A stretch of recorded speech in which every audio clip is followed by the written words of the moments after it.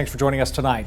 And I'm Liz Kidantis. First at 5, security in the spotlight. New concerns tonight after a dishonorably discharged Marine lied his way through not one but 2 security checkpoints the last time the president was in town. Yeah, the Marine is accused of flashing fake IDs to get past the president's security team at Palm Beach International. CBS 12's Chuck Weber spoke with a former FBI agent about how this could happen.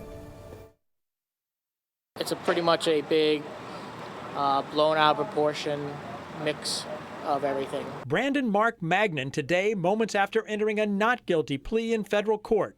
Magnan is accused of flashing forged credentials back on January 5th as preparations were underway for the departure of President Donald Trump at Palm Beach International.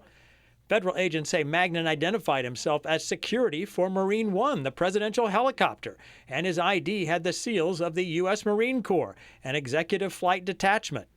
The federal agents say Magnan got through a checkpoint on the airport perimeter road and then again entering the aviation company's parking lot. But agents credit an alert Palm Beach County Sheriff's deputy noticing Magnan was not in Marine uniform and contacting members of the actual Marine One detail, who pointed out flaws in Magnan's credentials.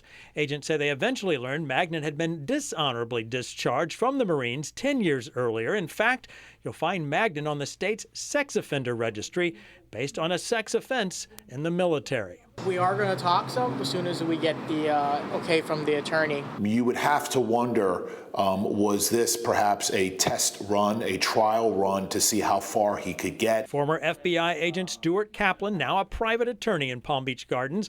As a former agent, he's familiar with security details. Even though we have this person who may have penetrated one of the immediate layers or the initial layers of securities, ultimately, security worked. Kaplan says if someone would get as far as the tarmac, he's confident they would be detected because those on the inner circles of a security operation always know all members of the team. There are no faces that are unknown to each other. And so if this individual, if this guy, Mr. Magnan, would have breached onto that tarmac, any person that is lawfully or legitimately authorized to be on that tarmac would have put eyes on this guy.